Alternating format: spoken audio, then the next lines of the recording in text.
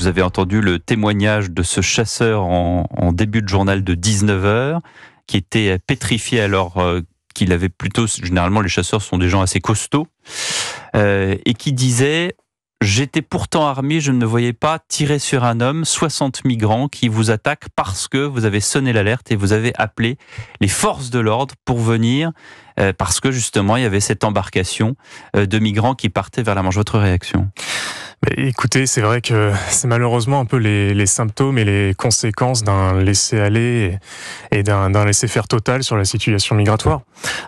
Lorsque le Rassemblement national, lorsque Jordan Bardella et Marine Le Pen mettent en garde sur les effets d'un chaos migratoire dans le quotidien des Français, ce n'est pas pour rien, parce qu'on connaît d'ores et déjà les liens évidents qu'il y a entre l'immigration d'un côté et une insécurité qui explose et un ensauvagement qui touche toute la société.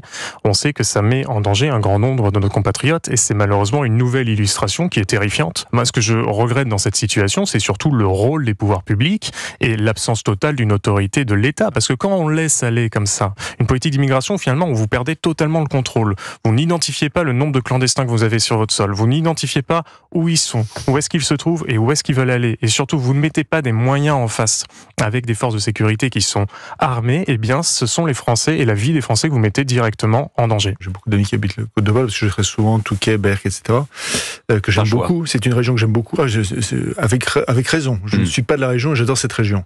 Mais ce qu'il me dit, c'est qu'ils ne peuvent plus aujourd'hui se promener dans les dunes.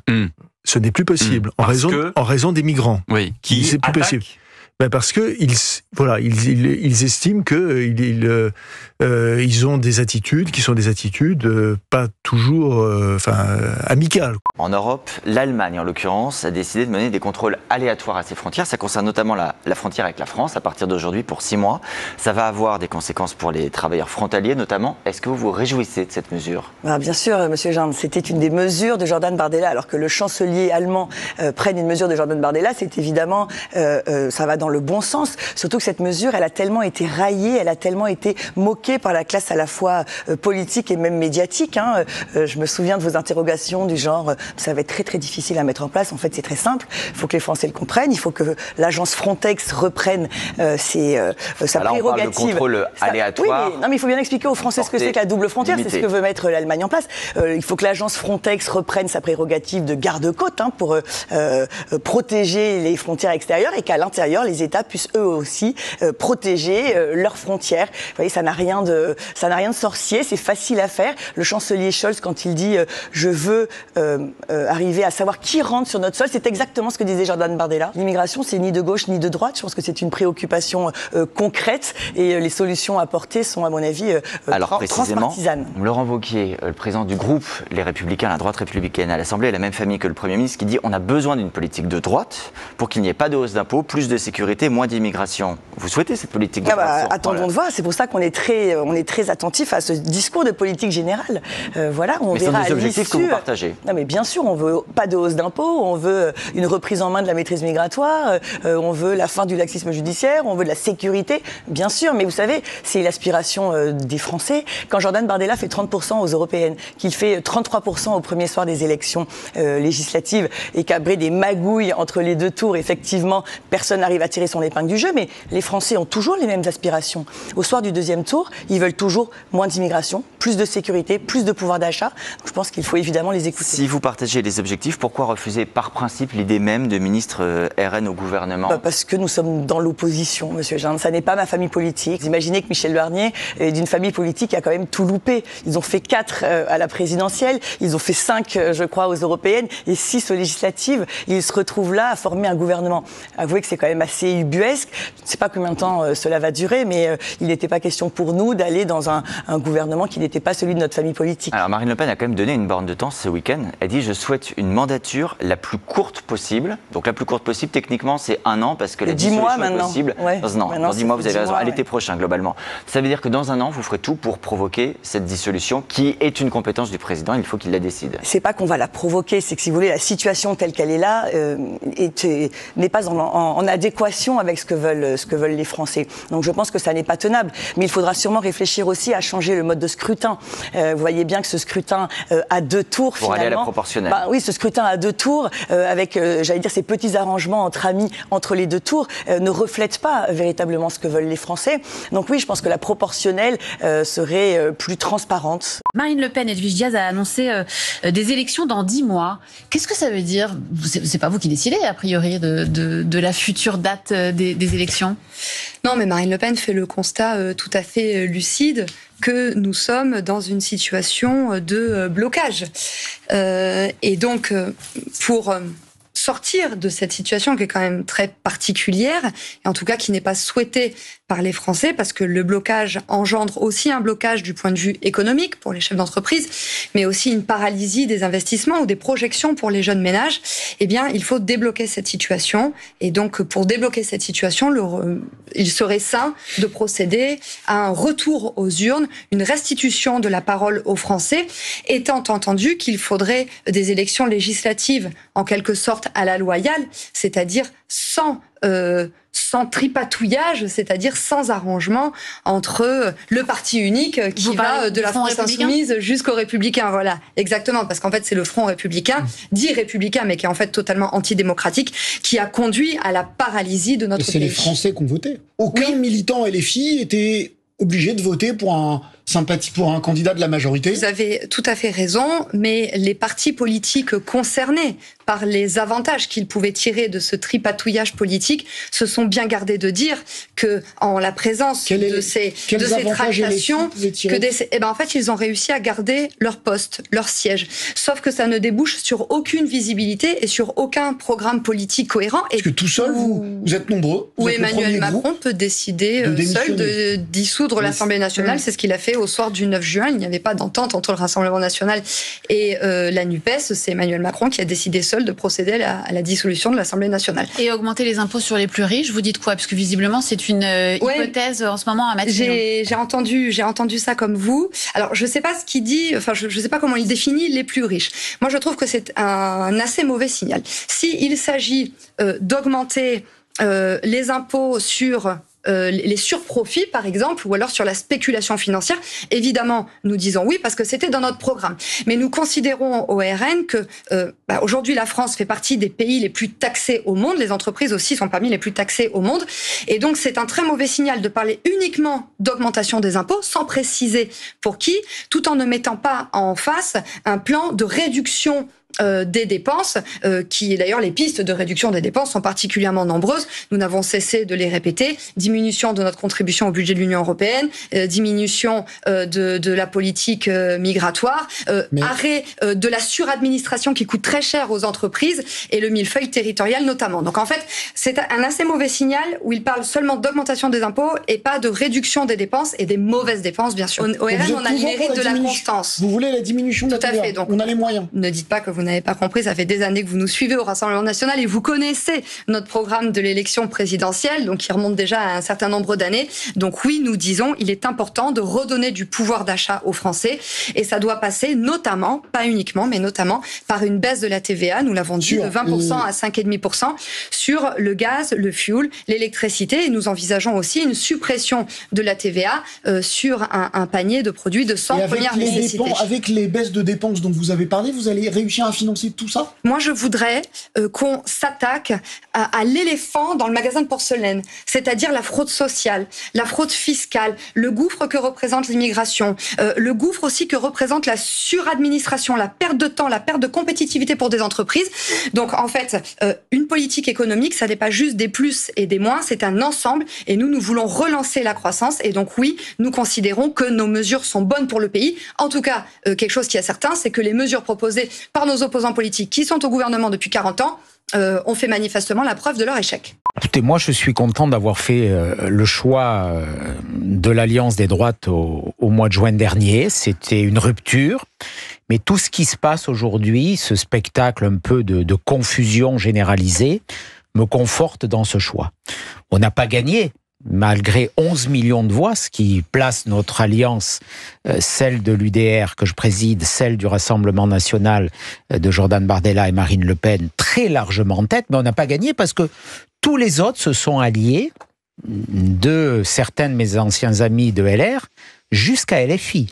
moi je regarde quand même aujourd'hui, c'est pour ça que je me dis je suis à l'aise avec mes convictions, parce que qu'est-ce que font des gens avec lesquels j'ai milité dans cette alliance contre nature? Plus on regardera de façon très sévère ceux qui ont appelé à voter LFI, comme Gabriel Attal quand même. Hein, il a dit que c'était pas un problème de voter LFI. Ceux qui ont bénéficié des retraits de la gauche, des macronistes, cette alliance finalement qui n'avait qu'un objectif, empêcher que la droite gouverne, qu'il y ait un vrai changement. Et aujourd'hui, ce qui se passe, c'est une espèce de gouvernement sans cap, sans direction, on verra bien, qui va allier des socialistes, des républicains, des macronistes, qui est quand même sous la domination de M. Macron, hein, très clairement. Et ce gouvernement, allez, je lui laisse le bénéfice du doute. Moi, je souhaite... Vous connaissez bien Michel Barnier ? Oui, je le connais très très bien. C'était la présidence de LR, c'était mon conseiller diplomatique. Donc, on a travaillé ensemble. C'est quelqu'un qui a un long parcours dans la vie politique française, qui est respectable, mais il est prisonnier d'un système. Il est prisonnier d'une alliance. Quand je vois aujourd'hui qu'il a reçu, vendredi dernier, Madame Tondelier, qui est une des 4... actrice du nouveau Front populaire, qu'il reçoit aujourd'hui les communistes, quand même, bon, avec tout ce que ça représente, et que pas un message pour les formations qui ont eu 11 millions de voix, je me dis qu'il est prisonnier de ce système stupide, de ce système qui méprise tant de Français, qui les insulte, qui les considère comme des parias, et que tout ça, malheureusement, ne pourra donner rien de bon. On en parlait il y a quelques jours ici. On disait, si Éric Ciotti serait resté chez les LR, il aurait été très certainement ministre de l'Intérieur. Pas une seconde, je ne le regrette. Et au contraire, c'est pour moi une fierté d'avoir brisé ce mur, ce pseudo-front républicain, d'une stupidité absolue, d'un mépris total pour tellement de Français. Gouverner dans ce contexte, non, je n'en ai aucune envie. Gouverner avec qui? Avec des socialistes? Peut-être avec des communistes? Gouverner avec M. Macron? Pour l'instant, il n'y en a pas. Hein, on verra. Je ne sais pas, vous avez peut-être des confidences sur le gouvernement. Non. Moi, j'en ai pas. Nous verrons qui sera nommé. Je vois qui est consulté. Ça traduit que peut-être on fait des demandes à ces formations politiques. En tout cas, nous, très clairement, nous sommes, je dirais, dans le même cap, pour l'alliance des droites, pour le redressement du pays. Et donc, pour répondre à votre question, en toute sincérité, moi, je suis très à l'aise. J'ai le sentiment d'être fidèle à mes valeurs, à mes convictions, et pas d'être dans une forme de compromission. Quand on voit M. Barnier qui continue ses consultations, aujourd'hui c'était autour des Républicains, M. Larcher, M. Retailleau, M. Wauquiez, ça dure sans doute plus encore que ce qu'on pensait, puisqu'apparemment c'est encore un peu reporté. Quel commentaire ? Écoutez, c'est la difficulté de cet exercice d'équilibriste qui consiste à trouver une majorité avec comme base 47 députés républicains, c'est-à-dire le nombre, la force politique réelle à l'Assemblée nationale. Donc on va bien voir ce qu'ils proposent aux Françaises et aux Français. Nous, on a placé un certain nombre de lignes rouges, on a choisi de laisser M. Barnier proposer une solution au pays pour pas tout bloquer. Mais je dois reconnaître que c'est un exercice difficile pour lui. Ça, j'aimerais être à sa place, mais dans d'autres circonstances. Voilà, moi, nous, on reste dans l'expectative. On attend de voir ce qu'ils vont proposer. C'est ça qui m'inquiète, parce que j'ai l'impression qu'ils passent beaucoup de temps à chercher des noms et pas beaucoup de temps à trouver des solutions. Si Michel Barnier est le continuateur d'une politique qui a été conduite par Emmanuel Macron depuis 8 ans et qui a été défaite très sévèrement dans les urnes aux élections européennes et aux élections législatives, s'il est le continuateur zélé de cette politique, alors ce gouvernement tombera. En revanche, si M. Barnier se fait l'écho des aspirations qui ont été exprimées par des millions de Français aux élections européennes, alors nous voterons des textes au cas par cas. Maintenant, si le gouvernement consiste à recycler M. Darmanin, M. Dupond-Moretti et tous les pompes de la Macronie en allant jusqu'à M. Bertrand, oui, enfin, c'est le macronisme qui change de vitrine.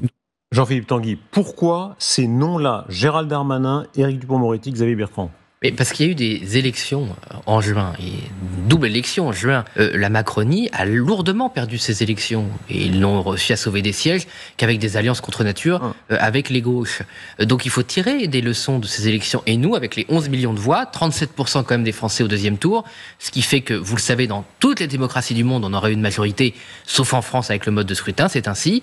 On est le gardien de ces 11 millions de voix et de la volonté de changement d'ailleurs, qui s'exprimait au-delà du Rassemblement national par le vote, sans doute parfois à gauche, avec des gens avec des faibles revenus. Est-ce que ça s'appelle des conditions? Est-ce que ça s'appelle des conditions? C'est-à-dire, s'il y a messieurs Darmanin, Dupond-Moretti et Bertrand, vous votez la censure? Mais bien sûr, on est un parti d'opposition. La moitié des députés macronistes ont été sauvés par les voix de gauche. Ce sont des statisticiens qui ont démontré cette réalité. Donc, pardon, vous assumez le fait de donner une sorte de liste rouge des ministres dont vous ne voulez pas? Nous défendons nos positions politiques, nous défendons nos électeurs. Évidemment, M. Dupond-Moretti, qui a fait des doigts d'honneur à la représentation nationale en tant que garde des Sceaux, n'a plus rien à faire à un gouvernement durement sanctionné par les Françaises et les Français. Voilà. C'est inhabituel. Dans l'histoire de la Ve République, vous conviendrez, je n'ai pas souvenir de partis d'opposition qui, avant même le discours de politique générale, dit voilà la liste des gens dont on ne veut pas, sinon on vote la censure. Mais vous avez raison, mais la situation est totalement inédite en France. C'est vrai que les magouilles entre la Macronie et les gauches, et les Républicains qui s'étaient planqués dès le premier tour, ont abouti à cette situation. Nous, on avait deux possibilités, M. Rochebard, faire comme les gauches, s'enfermer dans une posture faisant croire aux électeurs qu'on a gagné alors que personne n'a gagné en nombre de sièges ces élections, et ne pas choisir de solution pour la France. On nous a présenté une solution qui était la moins inacceptable. On avance, mais si c'est pour refaire la même politique, toute la bonne volonté de M. Barnier ne sera pas suffisante. On fuitait dans la presse des propos alors prêtés au nouveau Premier ministre, qui était qu'effectivement, il envisageait une hausse d'impôts. Mais enfin, cette solution qui est vieille comme le monde n'a jamais marché. Depuis des années, on augmente les impôts et les taxes des Français. Depuis des années, la dette ne cesse de s'accroître malgré tout, et les services publics de diminuer en efficacité et en offre. Donc il y a un moment, il faut arrêter avec ces vieilles antiennes qui ne fonctionnent pas. Et c'est quand même très étonnant. On a un Premier ministre qui est face à des Français qui ont des demandes quotidiennes sur la sécurité, sur le pouvoir d'achat, sur l'immigration.